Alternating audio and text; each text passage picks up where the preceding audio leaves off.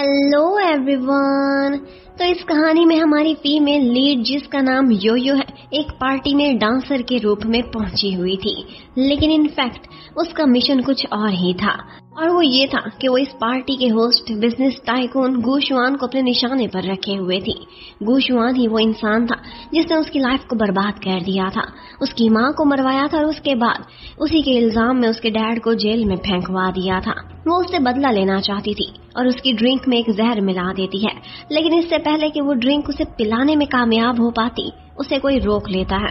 अब वो वही ड्रिंक उसके मुंह पर फेंक देना चाहती थी, लेकिन गुशुआन को शील्ड करता हुआ हमारा हीरो डोंग पहुंच जाता है और ये ड्रिंक उसके मुंह पर गिर जाती है। वो गुशुआन का बेटा था और बस ये ड्रिंक जैसे ही उसकी आंखों में गई थी उसकी आंखें जाया हो गई थी। किसी न किसी तरह से योयो उस पार्टी से भागने में तो कामयाब हो गई थी, लेकिन ज्यादा दिन बच नहीं पाती। डोंग फाइनली उसे पकड़ ही लेता है। वो मछेरे का काम कर रही थी लेकिन वहाँ पर बच नहीं पाई थी। वो उसे पकड़ता है और उसके बाद उसे बहुत सारी बातें सुनाता है और कहता है कि तुम्हारी वजह से अब मैं सारी जिंदगी अंधा ही रहूंगा। इसके साथ ही उसने वो मोटिव भी जान लिया था जिसकी वजह से वो उसके डैड को खत्म करने के लिए आई थी। वो बोलता है कि तुम्हें अपने किए की सजा देनी ही पड़ेगी और इसके साथ ही उसे पानी में धक्का देकर उसे डुबोकर मार देता है। साथ ही साथ उसने उसका एक म्यूजिकल टॉय भी नीचे फेंका था जो कि एक्चुअली उसकी माँ की निशानी था। उसने अपनी बेटी को छोटे होते हुए गिफ्ट में दिया था। अब ऐसा लग रहा था कि जैसे योयो की कहानी का दी एंड होने वाला है, लेकिन इनफैक्ट एक नई कहानी स्टार्ट होती है। योयो को उसकी एक आंटी बचा लेती है जो कि उसकी गॉड मदर बनकर वापस आई थी। वो उससे कहती है कि अगर तुम्हें बदला चाहिए तो तुम्हें एक प्लेटफॉर्म चाहिए था जिस पर तुम स्ट्रांग बन के उभरोगी और इसका मौका मैं तुम्हें दूंगी। वो उसे एक चांस देती है लाइफ में, उसे अब्रॉड भेज देती है और वो अपनी मॉम की तरह से एक सक्सेसफुल आर्किटेक्ट बन जाती है। उसने एक नई आइडेंटिटी भी अपना ली थी और अपना रूप भी बदल लिया था। अब वो ची गगा के नाम से चाइना वापस आती है। उसने बहुत सारे अवार्ड्स भी विन किए थे और इस वक्त आर्किटेक्ट्स के नाम में उसका नाम सबसे ऊपर आता था और इसीलिए बहुत सारी कंपनीज उसे अप्रोच भी करना चाहती थी। उसी समय हमें दिखाते हैं डोंग की कहानी को। एक्चुअली डोंग गुशुआन का बेटा तो है, लेकिन उसे डिस्कार्डेड सन का दर्जा दिया जाता है क्योंकि वो उसकी रियल वाइफ का नहीं बल्कि एक मिस्ट्रेस का बेटा था जिसे बाद में उसका बाप नीची नजरों से देखा करता था। गुशुआन के 2 बच्चे थे, उनमें से एक उसकी बेटी जिंग जिंग थी जो कि पैरालाइज्ड थी और दूसरा उसका बेटा जो कि अब ब्लाइंड हो चुका था। लेकिन गुशुआन ने एक बहुत बड़ा बिजनेस एम्पायर खड़ा किया हुआ था और उसका हायर बनने के लिए इस वक्त 2 कंटेस्टेंट्स थे। उनमें से एक तो ऑफ कोर्स डोंग ही था और दूसरा था शाशा जो कि जिंग जिंग का फियांसी था और उसका फियांसी होने के साथ साथ वो गुशुआन के एक पुराने बिजनेस पार्टनर का बेटा भी था। अब कौन इस कंपनी का हायर बनेगा, इस बात को लेकर शाशा और डोंग इन दोनों के बीच टग ऑफ वॉर चलती ही रहती थी। हर कोई एक दूसरे से आगे बढ़ने की कोशिश करता था। अब जैसे ही ची गगा वापस आई थी तो उस आर्किटेक्ट को अपने साथ मिलाने के लिए वो दोनों ही कोशिशों में लगे हुए होते हैं और उसी पार्टी में जहां उसे वेलकम कहा जा रहा था ये दोनों भी मौजूद थे। योयो ही तो ची गगा थी और उसकी जैसे ही नजर पड़ती है डोंग पर वो एक दफा तो डर जाती है और यहाँ पर वो उसे गिरने से भी बचाता है। उसके बाद बहुत प्यार से बिठाता है और अपने स्टिक के थ्रू उसका शू भी ढूंढ निकालता है, उसे वापस पैरों में पहनाता है। एक दफा तो योयो डर गई थी लेकिन फिर उसे तसल्ली हो जाती है कि ये तो अभी तक ब्लाइंड है, मुझे पहचान नहीं पाएगा। इतने में वहाँ पर शाशा भी आ जाता है और वो डोंग की गिरी हुई ग्लासेस उसे वापस उठा कर देता है, लेकिन वो कहता है कि इन्हें डस्टबिन में फेंक दो और अपनी नई ग्लासेस अपने पॉकेट से निकाल कर लगा लेता है। ब्लाइंड तो था लेकिन नखरा उसमें बहुत था। अब योयो के पास दोनों ऑप्शन थे। एक तरफ तो शाशा उसे अपने साथ मिलाने के लिए ऑफर्स दे रहा था, दूसरी तरफ डोंग ने भी उसे अपनी कंपनी में आने की ऑफर करी थी। पर योयो के माइंड में तो कुछ और ही चल रहा था। एक तरफ तो वो शाशा से मिलती है, उसकी ऑफर्स एक्सेप्ट कर लेती है, जबकि दूसरी तरफ जब वो वापस जा रही थी तो उस पर कोई हमला कर देता है जो कि उसका दुश्मन था और उससे बचाने के लिए पीछा करता हुआ डोंग आगे बढ़ता है और उसे बचाते बचाते खुद भी जख्मी हो जाता है। वो ब्लाइंड तो था लेकिन फिर भी उसकी सेंसेस बहुत तेज थी और फाइटिंग में वो तो कमाल का था। अब वो उसे बचाते बचाते घायल हुआ था तो योयो उसे अपने साथ ही ले जाती है, उसकी पट्टी करती है और उससे कहती है कि मैं तुम्हारी कंपनी में क्यों आऊं, ऐसी कौन सी ऑफर तुम मुझे दोगे जिसे मैं रिजेक्ट नहीं कर पाऊंगी। वो कहता है कि तुम्हें जो ऑफर दी है शाशा ने, मैं उससे डबल शेयर्स तुम्हें देने को रेडी हूँ। तो अब योयो भी उससे हैंडशेक कर लेती है और उसकी ऑफर को एक्सेप्ट कर लेती है। लेकिन इनफैक्ट योयो डबल गेम खेल रही थी। खुद पर अटैक करने वालों को भी उसने पैसे देकर वहां पर भिजवाया था, क्योंकि उसे किसी पर भी एतबार नहीं था। यही डोंग थोड़े सालों पहले उसे मरवाने की कोशिश कर चुका था, जबकि दूसरी तरफ शाशा, वो उसके दुश्मन की कंपनी का हायर बनने वाला था। वो कहती है कि मैं इन दोनों को यूज करूंगी और इसके थ्रू मैं गुशुआन की फैमिली का हिस्सा बनने की भी कोशिश करूंगी, उसके करीब जाऊंगी और फिर उसे खत्म कर दूंगी। वो न सिर्फ उसे मारना चाहती थी बल्कि उसे बर्बाद करके रख देना चाहती थी। अब निनघाई शहर में वापस आने के बाद सबसे पहला काम तो वो ये करती है कि अपनी उसी कब्र पर जाती है जो कि उसकी आंटी ने बनवाई थी, उसका किस्सा खत्म करने के लिए।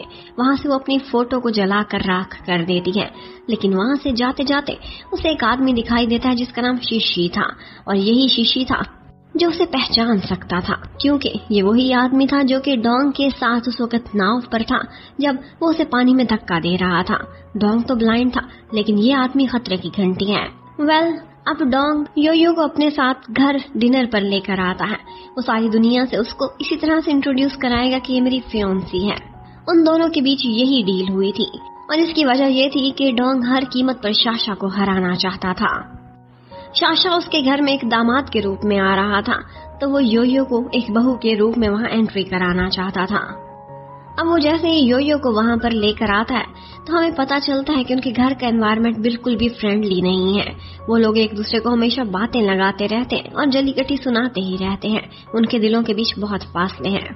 खाने की टेबल पर गुशुआन को योयो ने इतने सालों बाद देखा था। उसका खून तो बहुत खौलता है, लेकिन वो सोचती है कि ये सही समय नहीं है, और इस सब को रोमांटिक और रियलिस्टिक बनाने के लिए डोंग 2 रिंग्स निकाल लेता है और सबके सामने योयो को अपनी फैमिली के एक मेंबर के तौर पर वहां पर सबको स्वीकार करने को बोलता है। उसे प्रपोज भी कर डालता है। उन दोनों ने बहुत अच्छी एक्टिंग की थी, और डैड भी हैरान थे कि इतने सालों से मेरे बेटे की लाइफ में कोई भी नहीं आई थी, लेकिन अब जो ये लड़की लेकर आया है ये वाकई बहुत कैपेबल है। लेकिन योयो को यहाँ पर सबसे बड़ा खतरा शीशी से था। वो उसे एक साइड पर पकड़ लेती है। वो अभी भी उनकी फैमिली के लिए काम करता था, लेकिन बहुत से क्रूशियल टाइम से गुजर रहा था। उसके ऊपर 1-2 दफा गमन करने का इल्जाम भी लगा था, लेकिन फिर भी गुशुआन ने उस पर दया खाई थी और उसे दोबारा से बटलर रख लिया था। लेकिन डोंग उससे नफरत करता था और उसे वहां से निकलवाना चाहता था। वो अपनी प्रॉब्लम्स में फंसा हुआ था, लेकिन वो योयो के सामने एक्सेप्ट कर लेता है कि मैंने तुम्हें पहचान लिया है। पर वो खुद इतनी ज्यादा मुश्किलों में था कि यहाँ पर योयो उसके साथ एक डील करने में कामयाब हो जाती है। उससे कहती है कि तुम मेरा राज रखना, मैं तुम्हारा राज रखूंगी। अब उसके मिशन का पहला राउंड तो सक्सेसफुल रहा था, और वहां से जाते हुए वो सबको दिखाते हुए डोंग को हक करके गुड बाय भी कहती है, ताकि सबको यही लगे कि वाकई दोनों प्यार में हैं। और फिर उसके बाद वो पहुंच जाती है अपनी बेस्टी के पास, जिसका नाम श्याओपो है। श्याओपो उसकी बचपन की साथी है। इन सारी चीजों में अगर उसकी एक कोई राजदार है तो वो यही है, और वो हैकर भी है, जिससे वो अपने डिफरेंट काम भी निकलवाती है और उस पर एतबार भी कर सकती है। अब योयो की प्लानिंग तो यही थी कि वो नाटक करेगी कि वो डोंग के साथ है, लेकिन इनफैक्ट वो शाशा के लिए काम करेगी, और फिर डोंग को गिराकर वो शाशा का भी पत्ता काट देगी, और इन दी एंड वो गुशुआन से अपना बदला पूरा करेगी, उसकी पूरी फैमिली को बर्बाद करके। अब वो एक जगह सीक्रेट मीटिंग करने के लिए पहुंच जाती है, और शाशा उसे देखकर काफी खुश हो गया था कि सिंसियरली मेरे लिए काम कर रही है और डोंग की सारी खबरें भी मुझ तक लाएगी। लेकिन अपनी सिस्टर के साथ साथ डोंग भी वहां पर पीछे पीछे पहुंच ही जाता है। वहां पर वो वेडिंग ड्रेस ट्राई करने के लिए आई थी, और यहाँ पर ऐसा लग रहा था कि जैसे योयो बस पकड़ी ही जाने वाली है, लेकिन पीछे से शाशा पहुंच जाता है जो उसे डिस्ट्रैक्ट करता है और योयो को बचा लेता है। अब उसके बाद हमें ऑफिस का सीन दिखाते हैं। योयो और डोंग दोनों काम को लेकर डिस्कशन कर रहे थे। अपने अगले प्रोजेक्ट को कामयाब बनाने के लिए उन्हें एक मिस्टर फू के साथ कोलैबोरेशन को सक्सेसफुल बनाना होगा, लेकिन उनके साथ कोलैबोरेट करना इतना भी आसान नहीं था। लेकिन डोंग कहता है मेरे पास एक प्लान है। अब वो उसे अपने साथ फेंसिंग की प्रैक्टिस कराने के लिए लेकर जाता है, और यहाँ पर वो इतना अच्छा फेंसिंग खेल रहा था कि उसे देखकर 1-2 दफा तो योयो को शक होता है कि जैसे ये ब्लाइंड है ही नहीं। लेकिन फिर वो सोचने लगती है कि शायद ब्लाइंड होने की वजह से इसकी सेंसेस मुझसे ज्यादा शार्प हैं, और वैसे भी ये गेम वो पहले कभी भी नहीं खेली थी। इसी बीच वो उसे 1-2 दफा घायल भी कर देता है, और साथ ही साथ दबी दबी कुछ बातें भी सुनाता है। अब ये सब होने के बाद एक दफा तो योयो काफी परेशान हो जाती है और अपनी फ्रेंड के साथ बैठी यही डिस्कस कर रही थी, तो उसे एकदम से क्लिक करता है कि कहीं ऐसा तो नहीं है कि डोंग वो ब्लाइंड है ही नहीं और उसने मुझे और साशा को मुलाकात करते हुए देख लिया होगा, तभी तो वो इतना गुस्से में था और मुझे जख्मी भी किया है। लेकिन साथ ही साथ उसे ख्याल आता है कि मैंने उसे 2-3 दफा टेस्ट किया है। उसकी आंखों के बहुत करीब उसने नीडल से उस पर हमला करने की कोशिश की थी, लेकिन उसने ब्लिंक भी नहीं करा था। अब एक दफा तो उसने अपने इन थॉट्स को पॉज पर रख दिया था और इसके साथ ही वो रोज उसके साथ फेंसिंग की प्रैक्टिस करने जाती थी। वो उससे कुछ नई नई मूव्स सिखाता था जिसके थ्रू वो दिन ब दिन बेटर होती जा रही थी।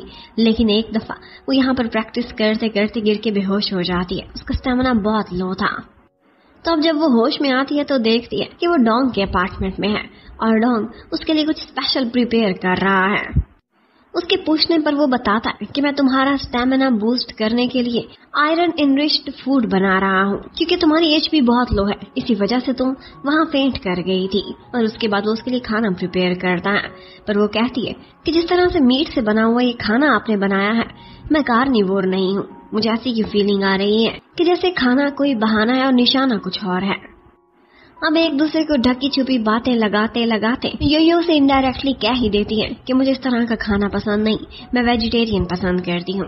अब उसके बाद वो अपनी एक्सपर्ट्स की टीम को बुलाता है जो उसे रेडी करते हैं और ड्रेस अप करते हैं, जिसके बाद वो काफी डिफरेंट और एकदम सुंदर लग रही थी। वो देख तो नहीं सकता था, लेकिन फिर भी उसकी तारीफ करता है और कहता है कि मैंने दिल की आंखों से देख लिया है कि तुम आज बहुत जबरदस्त लग रही हो। और फिर अब वो पहली दफा मिस्टर फू के सामने अपनी एंट्री करती है। मिस्टर फू एक दफा उसे देखते हैं तो ठहर जाते हैं और रुककर उससे बात भी करते हैं। वो फेंसिंग का मुकाबला देखने के लिए आए थे।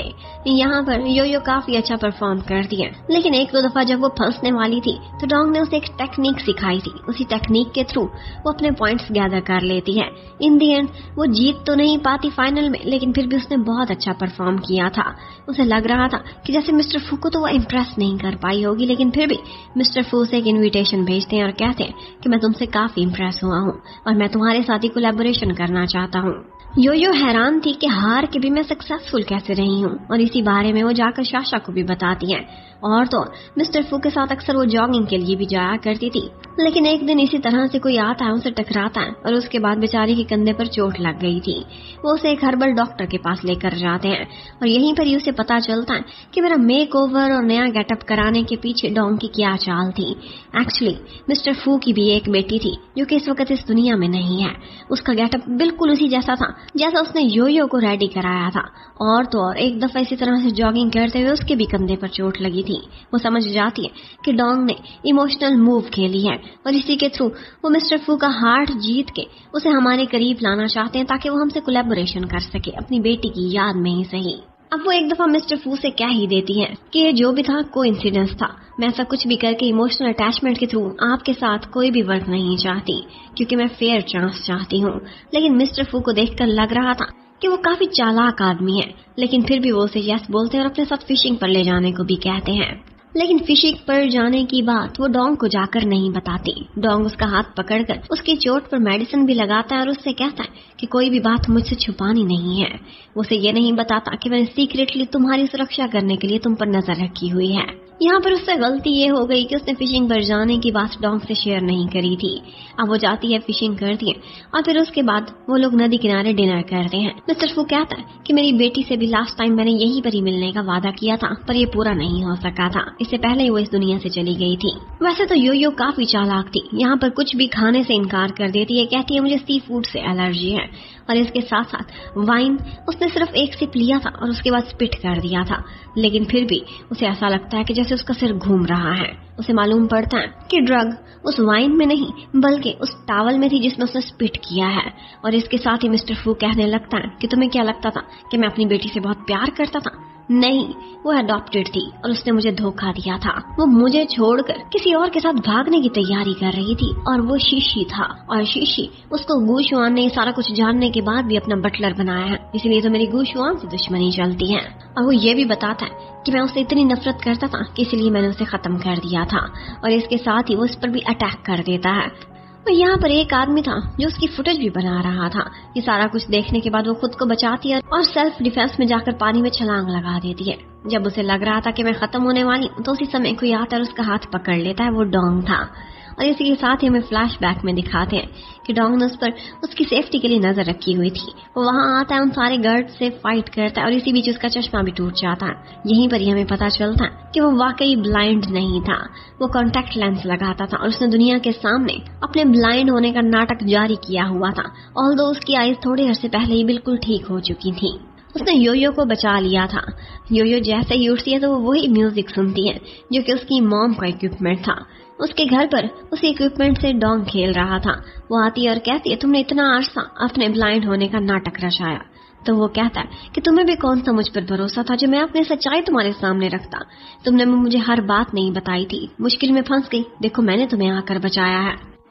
और इसके साथ ही वो उसे योयो के नाम से पुकारता है। योयो जो खुद को 2 स्टेप आगे समझती थी, उसे पता चलता है कि वो तो खेल का हिस्सा बनी हुई थी जो कि डोंग का खेल था। डोंग उससे कहता है कि मैं तुम्हें अपने डैड से सुरक्षित रख सकता हूँ, लेकिन मेरी भी एक शर्त है और वो ये है कि तुम मेरे साथ ही काम करोगी। जिसको तुम अपना दुश्मन मानती हो, मैं भी उसे कोई रिस्पेक्ट नहीं देता एज फादर, बल्कि मुझे सिर्फ और सिर्फ उसका हायर बनने से मतलब है। इसके अलावा मैं अपने और उसके रिश्ते को एक्सेप्ट ही नहीं करना चाहता। लेकिन योयो को भी कहाँ उस पर भरोसा था। वो भी अंदर ही अंदर शाशा के लिए काम कर रही थी और उसको वही ग्लासेस पार्सल कर देती है, जिसके थ्रू उसे पता चल जाता है कि टूटी हुई ग्लासेस यही सिग्नल दे रही हैं कि डोंग की आईज बिल्कुल ठीक हैं। वो कहता है कि क्यों ना मैं उसकी आंखें वापस आने की खुशी में पूरी फैमिली को एक फीस्ट दूं। वो सबको खाने पर बुलाता है और फिर डोंग से कहने लगता है कि मैंने सुना है तुम्हारी ब्रेवरी की कहानी को, कि तुमने अंधे होकर भी 10 बॉडीगार्ड से फाइट की है और अपनी फियांसी को बचाया है। वाओ, ये तो ट्रू लव की एग्जाम्पल है। ये सुनते ही सबको शक होने लगता है और गुशवान पूछ लेता है अपने बेटे से कि क्या मतलब, ऐसा हो तो नहीं सकता, तुम्हारी आंखें ठीक हो गई हैं क्या? और बस फिर उसका ये राज उसकी फैमिली के सामने भी खुलकर आ जाता है। वो कहता है कि हाँ, थोड़े ईयर से पहले मेरी आईज ठीक हो गई थी, लेकिन कुछ लोगों से अवेयर रहने के लिए मैंने अपना ये नाटक जारी रखा था। उसके डैड ये सुनकर नाराज तो होते हैं, लेकिन फिर इन दी एंड वो कहने लगते हैं कि तुम दोनों की जो टग ऑफ वॉर चल रही है मैं अच्छे से जानता हूँ और इसके लिए मैं एक गोल सेट करता हूँ। अपने अगले प्रोजेक्ट के लिए जो भी बिडिंग जीत कर आएगा उसी को ही मैं अपनी कंपनी का नेक्स्ट हायर घोषित करूंगा। अब इसी के साथ ही हमें दिखाते हैं कि डोंग को कुछ यादें आ रही थी। एक दफा तो गुस्से में योयो ने वही म्यूजिकल इक्विपमेंट तोड़ दिया था, लेकिन वो उठाता है और उसे जोड़ने की कोशिश करता है। साथ ही साथ उसे याद आता है कि वो बचपन में भी इस इंस्ट्रूमेंट से कितना प्यार करती थी। और यहीं से ही हमें ये मालूम पड़ता है कि कहीं ना कहीं डोंग का योयो से बचपन का लिंक है, जो कि योयो नहीं जानती। डोंग ने योयो से कहा था कि जब तक बिडिंग की सारी तैयारी हो नहीं जाती तब तक तुम मेरे घर पर रहोगी, मेरी नजरों के सामने।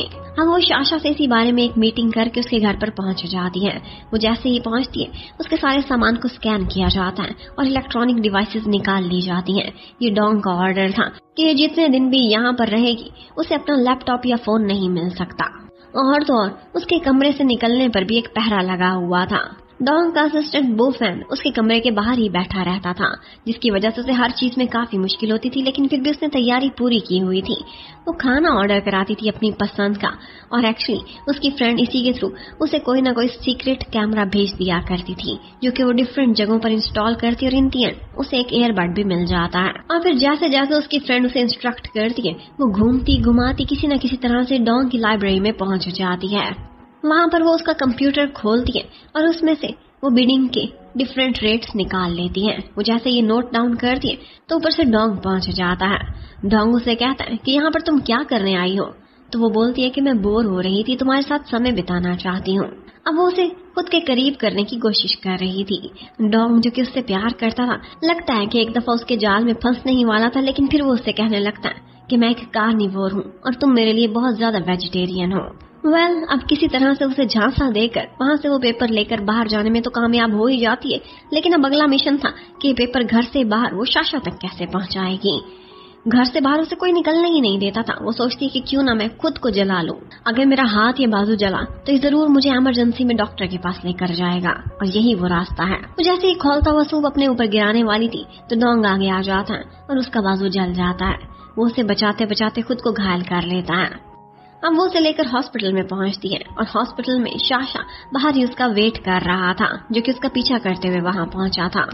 अब एक दफा तो ये करते हुए योयो के मन में कुछ आता है। उसे लगता है कि डोंग ने मुझे बचाया था, लेकिन फिर उसका मिशन उसकी आंखों के सामने आ जाता है और वो अपने दिल की नहीं दिमाग की सुनती है। वही बिडिंग का पेपर शाशा के हाथ में पकड़ा देती है और शाशा कहता है कि कल बिडिंग के लिए हम सारे लोग ओवर टाइम करेंगे और इसे बेटर प्रपोजल देंगे। इसके साथ ही हमें एक और बात भी पता चलती है और वो ये थी कि जिंग जिंग खुद को बहुत इनसिक्योर फील करती थी, क्योंकि उसकी लेग्स तो काम करती नहीं थी। इसलिए उसे लगता था कि शायद शाशा मेरे साथ मजबूरी में है। वो उस पर नजर रखती थी। जिस भी लड़की के क्लोज जाता था उसके आदमी फोटो बनाकर दिखा देते थे। आज भी वो उसके पास आकर लड़ने लगती है और कहती है कि तुम ये डोंग के फियांसी के इर्द गिर्द क्यों मंडला रहे हो। और इस बात पर शाशा उससे कहता है कि तुम हमेशा मुझ पर क्यों शक करती हो। अगर मैं किसी से प्यार करता हूँ तो वो सिर्फ और सिर्फ तुम हो, और ये लड़की और इससे पहले और भी बहुत सारी लड़कियां सिर्फ और सिर्फ मेरे टूल्स हैं। वो चाहे उसके ट्रीटमेंट के लिए या फिर उसके लिए कोई पेट खरीदने के लिए किसी भी लड़की की शॉप पर भी जाता था तो वो फोटो बनाकर उसके सामने रख देती थी। उसे उस पर थोड़ा सा भी ट्रस्ट नहीं था। इसी बात पर वो इमोशनल बातें करता उससे नाराज हो जाता है, जिस पर जिंग जिंग उससे माफी मांगती है। वो उसे हक करता है, जो कि पहले इनोसेंट लग रहा था, अब उसी शाशा की आंखों में एक कनिंग फॉक्स हमें दिखाई दे रहा था। ऐसा लगता है कि वो कब से उसे मैनिपुलेट कर रहा था। अब बिडिंग के लिए जब वो जा रहा था तो डोंग रेडी होने से पहले योयो को अपने पास बुलाता है और उससे कहता है कि तुम मेरे लिए एक टाई सेलेक्ट करोगी। उसके लिए टाई सेलेक्ट करती है और उसे रेडी कर दिया। वो काफी हैंडसम दिखाई दे रहा था। अब वो तो बिडिंग के लिए जा चुका था। पीछे यहाँ पर योयो के रहने का कोई मतलब नहीं बनता था। वो भी किसी तरह से फेक फायर अलार्म बजाती है और घर से भागने में कामयाब हो जाती है। शाशा को लग रहा था कि वो बिडिंग जीतने वाला है, लेकिन सब कुछ उल्टा हो जाता है। इतनी 2 नंबरी करने के बाद भी बिडिंग कोई जीतता है तो वो डोंग की कंपनी थी। शाशा और योयो खुद को जितना भी चालाक समझते थे, वो हमेशा डोंग से 2 स्टेप पीछे ही रहते थे। एक्चुअली डोंग को ये सारा कुछ पता था और वो जानबूझकर ये सारा कुछ इसलिए करा रहा था और उसके लिए डिफिकल्टीज खड़ा कर रहा था ताकि उनको यही लगे कि वो लोग गेम खेल रहे हैं, लेकिन असल गेम तो डोंग खेल रहा था। उसने उसे बिडिंग के रेट्स ही गलत दिखाए थे। दूसरी तरफ योयो को दिखाते हैं। वो बैंक के पास पहुंचती है। ये वही आदमी था जो कि फू के साथ खड़े हुए उसकी फुटेज बना रहा था। वो उससे जाकर पूछती है कि वो सब क्या था, मुझे सच सच बता दो। साथ ही साथ उसे ब्लैकमेल भी करती है। बैंक जो पहले उसे कुछ नहीं बता रहा था, बाद में एडमिट कर लेता है कि मुझे ये सारा कुछ करने के लिए शाशा ने मजबूर किया था। वो कल को तुम्हें ब्लैकमेल करना चाहता था, तुम्हारी इसी फुटेज को रिलीज करके तुम्हें बदनाम करना चाहता था जब वो तुम पर हाथ डालने की कोशिश कर रहा था। ये सब सुनते ही एक दफा तो योयो शॉक्ड रह जाती है। उसे लगा था कि फुटेज बनाने के लिए डोंग ने कहा होगा।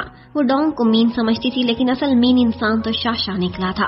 अब इतने में बैंक किसी न किसी तरह से योयो को काबू कर लेता है। उसे बचाने के लिए कोई पहुंचता है और वो शीशी था। शीशी के बारे में सब यही सोचते थे कि शायद वो मर चुका है, लेकिन उसे डोंग ने बचाया हुआ था और डोंग भी वहाँ पर अपनी अपीयरेंस देता है। उसे बहुत गुस्सा आया था उस बैंक पर जिसने उसकी योयो पर हाथ उठाने की कोशिश की थी। वो उसे बहुत बुरी सजा देता है। उसका तो मन कर रहा था कि इसे खत्म ही कर दे, लेकिन इन दी एंड वो USB डिवाइस हासिल करने में कामयाब हो जाता है जिसमें वो फुटेज थी, जिसके थ्रू कल को योयो की रेपुटेशन को कोई डैमेज पहुंचा सकता था। वो शीशी को वहां से भेज देता है और उसके बाद उससे पूछता है कि तुम इस फ्लैश ड्राइव का करोगी क्या।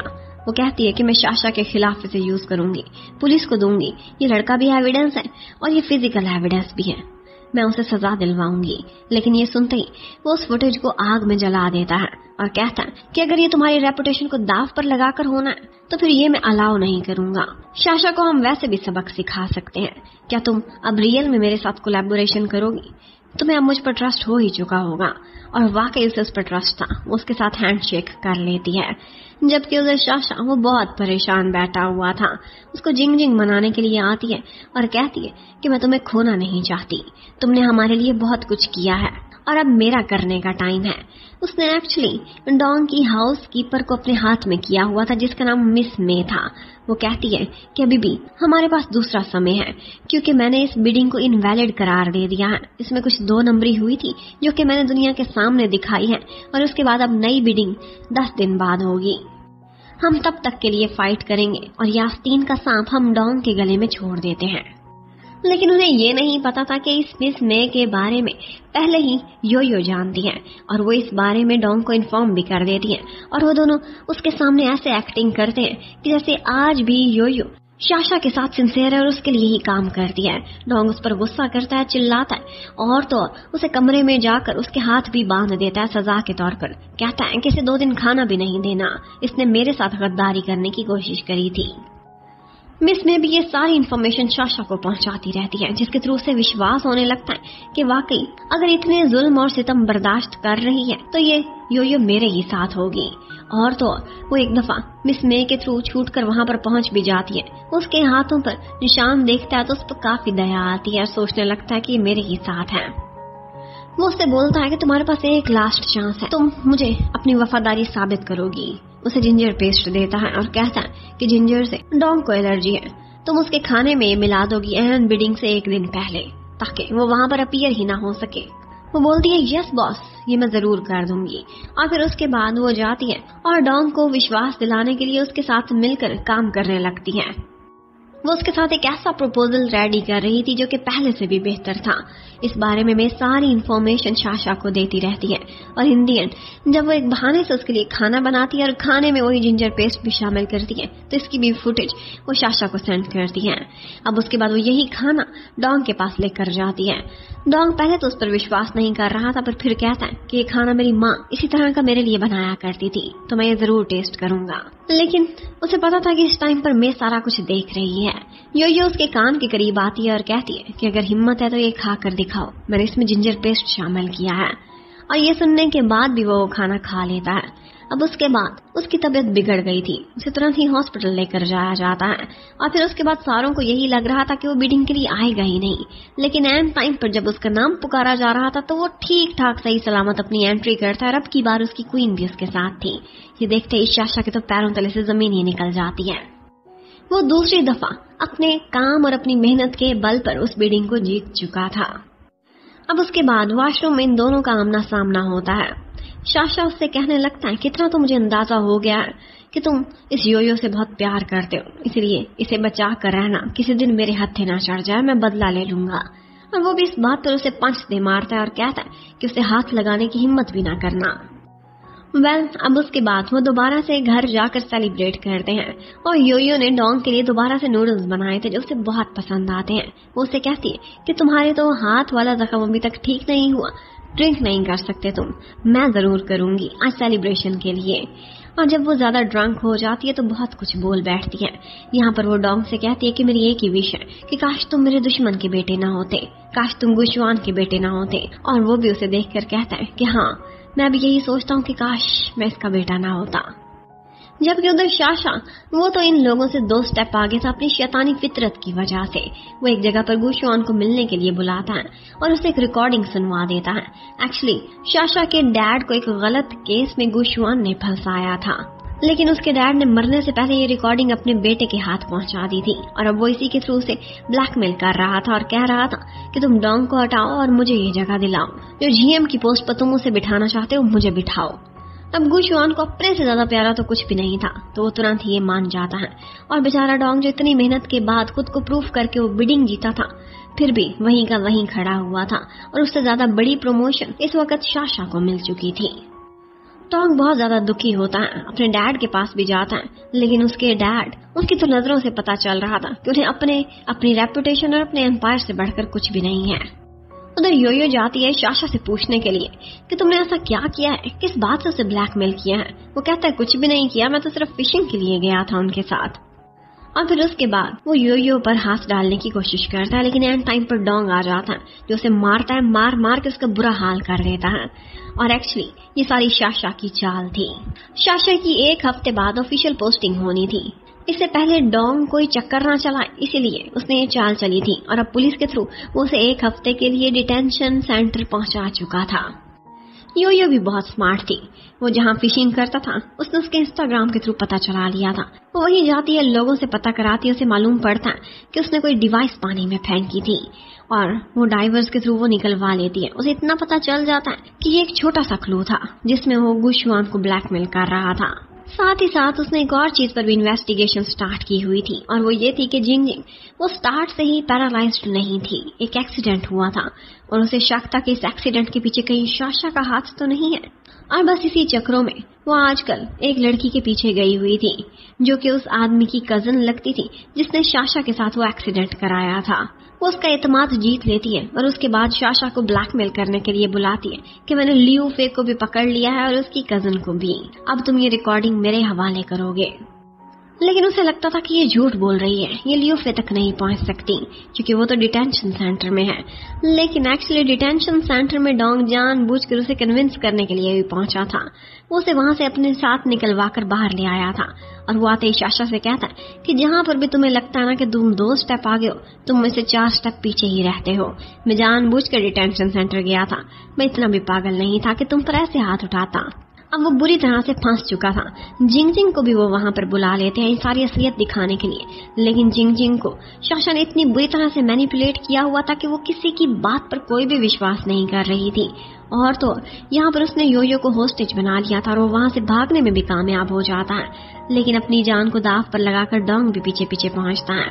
पर गुशुआन ने उसे और अपनी रिकॉर्डिंग को खत्म करने के लिए वहां पर ब्लास्ट करा दिया था और इसी ब्लास्ट में लग रहा था कि जैसे शाशा तो खत्म हो जाएगा, लेकिन डोंग अंदर जाता है और योयो को बचाने की कोशिश करता है। वहां पर 2-3 दफा ब्लास्ट हुआ था। वो सारा एक्सपोजर अपने ऊपर सह लेता है और योयो पर आंच भी नहीं आने देता। वो काफी जख्मी हो गया था। अब उसके बाद उसकी आंख हॉस्पिटल में खुलती है। वहां पर योयो उसके पास ही थी जो उसकी बहुत फिक्र कर रही थी, लेकिन उसे देखते ही वो दोबारा आंखें बंद कर लेता है और प्रिटेंड करता है कि जैसे वो अभी तक कोमा में है, सब कुछ सुनता रहता है। योयो उसे इतना प्यार करती थी, उसकी इतनी केयर करती थी, बार बार उसे जागने को बोलती थी। ये सब उसे अच्छा लगने लगता है। एक दफा तो वो जागकर योयो की अपनी फ्रेंड से बातें भी सुन रहा था कि इतने में ऊपर से बुफैन आ जाता है और उसके मुंह से आवाज निकल आती है खुशी के मारे, एक्साइटमेंट से। जैसे योयो पहुंचती है तो वो कवर करने के लिए कहने लगता है कि ये क्या, मैं वॉशरूम गया और तुमने ख्याल भी नहीं किया, देखो बॉस की ड्रिप खत्म होने वाली है, इसलिए मैं चिल्लाया था। अब ये खेल डोंग को अच्छा लगने लगता है। जिस तरह से वो उसकी केयर करती थी, उसकी बॉडी को वाइप करती थी। एक दफा तो उसकी धड़कनें ही तेज हो जाती हैं। वो तुरंत ही डॉक्टर को बुलाती हैं। डॉक्टर्स कहते हैं कि इसका मतलब है कि बहुत ही जल्द होश में आने वाला है। ये सुनते ही योयो और भी खुश होती है और उसकी और भी केयर करने लगती है। लेकिन जब एक दफा वो उसके ज्यादा ही क्लोज हुई थी तो यहाँ पर डोंग के हाथों में कुछ हलचल मचती है और ये बात योयो ने नोटिस कर ली थी। वो जानबूझकर उसे और टिकल करती है और बस यहीं पर ही उसकी एक्टिंग खत्म हो जाती है। वो जाकर बैठता है। वो उससे कहती है कि थैंक यू, तुमने मेरी जान बचाई थी, लेकिन एक्टिंग क्यों करी? वो कहता है नहीं, मैंने तुम्हारी थोड़ी जान बचाई थी, वो तो एक कोइंसिडेंस था, मैं तो बस वो रिकॉर्डिंग पेन बचाने के लिए वहां पहुंचा था। अब उसे जैसे ही हॉस्पिटल से डिस्चार्ज किया जाता है वो घर पहुंचता है। आगे बुफैन सेलिब्रेशन करने के लिए खड़ा हुआ था, पर उसका तो कुछ और ही मूड था। वो उसे कहता है कि अभी कभी मेरी नजरों से दूर हो जाओ। और तो और उसने वहां से 3 स्टार मिशेलिन शेफ को भी निकलवा कर बाहर फेंकवा दिया तो बुफैन के साथ ही, क्योंकि वो सिर्फ और सिर्फ योयो के हाथ के बने हुए नूडल्स खाना चाहता था। यहाँ पर योयो उसके बालों को भी सेट करती है, उसकी शेव भी सेट करती है, उसकी बहुत केयर कर रही थी। इस सारा समय डोंग को ऐसा लगता है कि जैसे उसकी सारी प्रार्थना सुनी गई हो। वो एक दफा योयो के क्लोज आता है, उसे किस करना चाहता था, लेकिन वो उसे डिस्ट्रैक्ट करती है और सॉरी करती हुई वहां से भाग जाती है। अब वो जैसे ही अपनी फ्रेंड के पास जाती है तो वो कहती है कि तुम इतना ब्लश क्यों कर रही हो, इतना ग्लो क्यों कर रही हो?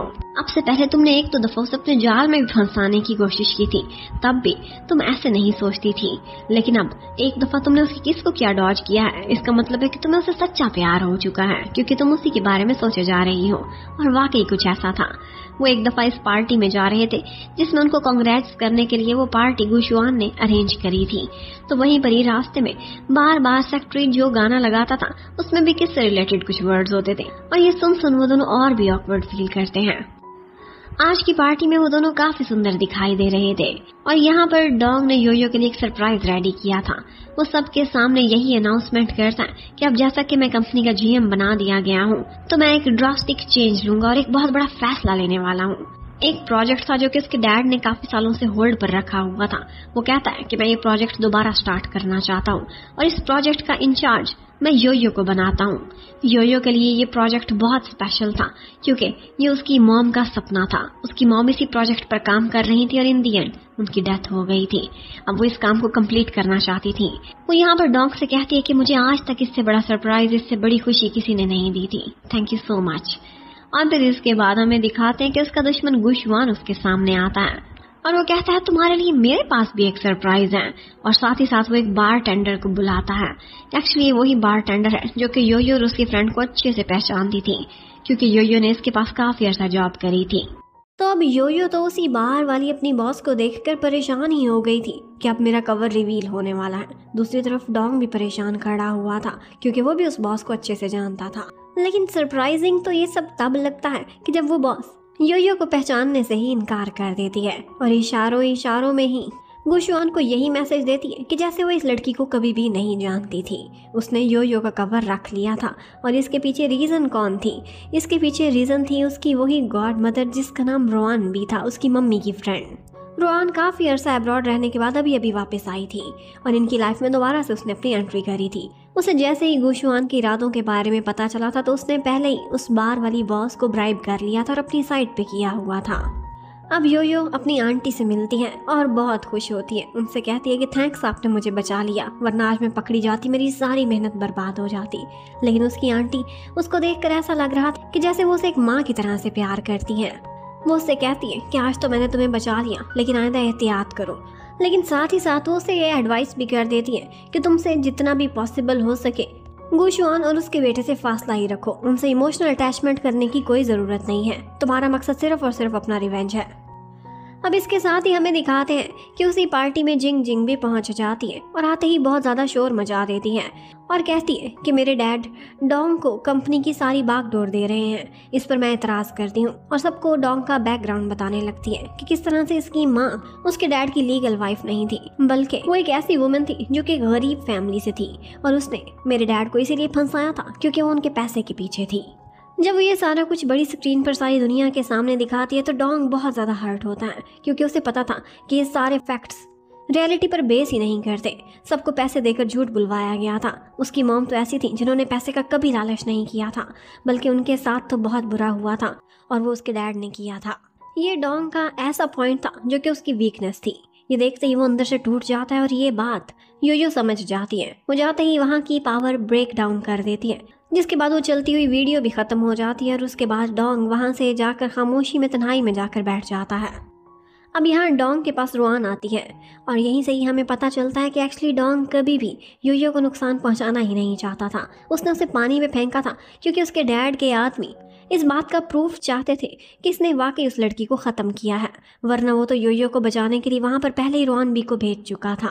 रोआन बी खुद भी काफ़ी स्ट्रांग थी और वो यहाँ पर डोंग से यही कहती है कि तुम योयो से फासला रखो, तुम और वो एक बेस्ट मैच नहीं हो। तुम्हारा बाप उसका दुश्मन है और वो यहाँ पर सिर्फ बदला लेने के लिए आई है। इसके अलावा तुम्हारा और उसका कोई रिश्ता नहीं होना चाहिए। वो एक माँ होने की हैसियत से उसे अपनी बेटी से दूर रहने का ऑर्डर कर रही थी, लेकिन ये तो डोंग का दिल ही जानता था कि वो योयो से कभी भी दूर रह ही नहीं सकता था, क्योंकि उसका और योयो का रिश्ता बहुत पुराना था।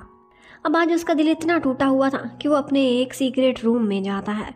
यहाँ पर उसने योयो की सारी यादें रखी हुई थी, बचपन से लेकर अब तक की उसकी बहुत सारी फोटोग्राफ्स थी, उसकी लाइफ के बहुत से इंपॉर्टेंट इवेंट्स थे, उसकी खुशी उसका गम। हर मौके पर डोंग ना सिर्फ उसके साथ होता था बल्कि उसे प्रोटेक्ट भी करता था। ये दोनों बचपन के साथी थे। डोंग जहाँ रहा करता था अपनी मॉम के साथ उस छोटे से विलेज में, योयो अपने मॉम डैड के साथ हर साल समर वेकेशन मनाने के लिए आया करती थी और यहीं से ही उनकी दोस्ती स्टार्ट हुई थी। डोंग तो योयो को जानता था, उसे अच्छे से पहचानता भी था, लेकिन योयो ने उसे कभी भी पहचाना ही नहीं था। बीच के किनारे बैठकर उनकी बहुत सारी यादें थी। वहाँ पर उन्होंने पियानो बजाना भी इकट्ठे ही सीखा था और इसके साथ साथ एक दफ़ा आखिरी टाइम जब वो वहाँ से गई थी तो अपना बैग वहीं भूल गई थी, जिसमें योयो की बहुत सारी फ़ोटोज़ थी जो कि आज उसके सीक्रेट रूम को सजा रही थी। और इसके साथ ही योयो ने जो अपना म्यूज़िक बॉक्स तोड़ दिया था वो यहाँ पर बिल्कुल फिक्स करके दोबारा से उसकी यादों को ताज़ा करते हुए डोंग ने सजा कर रखा हुआ था। जबकि उधर घर जाते ही गुशुआन जिंग जिंग पर बहुत गुस्सा करता है और उसे एक थप्पड़ लगाकर कहता है कि मुझे आज से पहले ये कर देना चाहिए था, तुम्हें मैंने बहुत स्पॉइल किया है। और जिंग जिंग को तो इस बात पर गुस्सा था कि उसके शाशा को इन्होंने एक ब्लास्ट में साइड पर करा लिया है और इस वक्त वो कोमा में है, जिंदगी और मौत की जंग लड़ रहा है। जिंग जिंग तो शाशा से सच्चा प्यार करती थी। उसे आज भी किसी की बात पर कोई विश्वास नहीं था कि शाशा उसके साथ धोखा कर सकता है, लेकिन उसके डैड उसके सामने कुछ प्रूफ्स दिखाते हैं, उसकी चैट्स दिखाते हैं जिसमें वो एक आदमी के साथ प्लानिंग कर रहा था जिंग जिंग को क्रिपल्ड कराने की। जिंग जिंग ये सारा कुछ देखने के बाद बहुत हार्ट ब्रोकन हो जाती है और उसके बाद वो जाती है वेडिंग ड्रेस वाली शॉप पर और वही ड्रेस चूज करती है जो कि बहुत सिंपल सा था और शाशा की चॉइस थी। पहले तो उनकी लड़ाई हो गई थी क्योंकि उसे वाइब्रेंट कलर्स पसंद थे, लेकिन आज वो उसकी पसंद का सिंपल सा वेडिंग ड्रेस पहनती है और उसके बाद रूफटॉप पर चली जाती है। उसकी आंखों के सामने उसकी लाइफ की सारी कहानी एक फिल्म की तरह चलने लगती है। वो बहुत सुंदर थी और उसकी टांगें भी बिल्कुल ठीक हुआ करती थी, लेकिन फिर एक एक्सीडेंट के बाद उसकी टांगों ने काम करना छोड़ दिया। वो दूसरों पर डिपेंड करने लगी। ये सारा कुछ अडॉप्ट करने में उसे बहुत मुश्किल हुई। लोग उसे दया की नज़रों से देखते थे, लेकिन एक शाशा ही था जो उससे प्यार करता था इस हालत में भी। लेकिन आज उसे पता चला था कि वाकई सारी दुनिया सच कहती थी और प्रूफ्स भी उसके सामने थे कि इसी शाशा ने उसे इस नहज तक पहुंचाया था। उसे लगता है कि उसे लाइफ में सबसे बड़ा धोखा मिला है और अब वो और जीना ही नहीं चाहती थी। वो रूफटॉप पर बैठी हुई थी और लगता था कि खुद को ख़त्म ही करने वाली है, लेकिन इतने में वहाँ पर योयो पहुँच जाती है।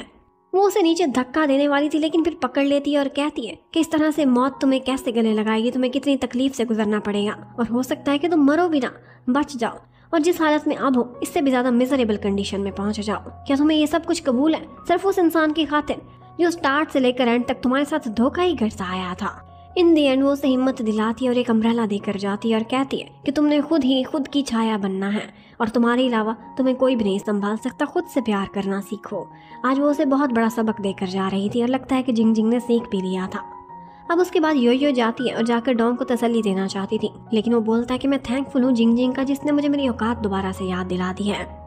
और इसके साथ ही वो उसे बोलता है कि तुम ये मत भूलना कि मैं तुम्हारा दुश्मन का बेटा हूँ। और इसके साथ ही वो उसे सब कुछ याद कराता है दोबारा से। कहता है कि तुम्हारे डैड इस वक्त जेल में है, तुम्हारी मॉम का कत्ल हो गया था मेरे डैड के साथ काम करने की वजह से, और तुम्हें तो मैंने खुद समुद्र में धक्का दिया था।